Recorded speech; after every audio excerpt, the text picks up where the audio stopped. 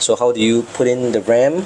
Normally we do this with the system down, but yeah, I'm just doing it up just for illustration purpose. So you can see that there's two catches here. Make sure you undo the catch, push them out.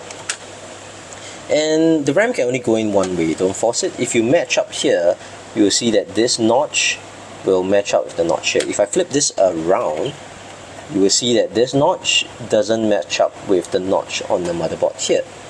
So DDR5 RAM can only go in one way. I think it's the same when I was building DDR4 systems as well. The notch is not exactly in the center, it's actually positioned a little bit off center. This is to ensure that you are not, users are not able to install the RAM the wrong way. Okay, so you want to match up this notch with this notch here, the gap here on the RAM stick with the notch here on the motherboard, and you just slot it in. Okay, so when you slot it in, when you push, the catches should be closed. So if you push it firmly, you hear that snapping, satisfying snap sound.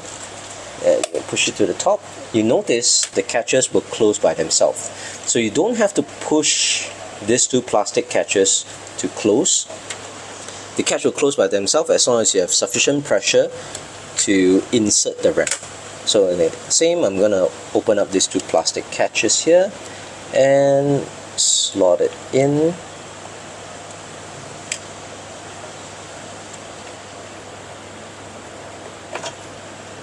Okay, slot it in. Once I'm in, then I tend to apply pressure to the end corners of the RAM. So if you push it in at the end corner here, you hear that snap, that means it's in. And I push it in, you hear that snap, that means the RAM slot is in. To double check, you can just touch the catch to make sure that they are not they're fully seated in. That means they fully latch close onto the RAM sticks. And yeah, that should be a good installation, but we'll never know until we do a boot test.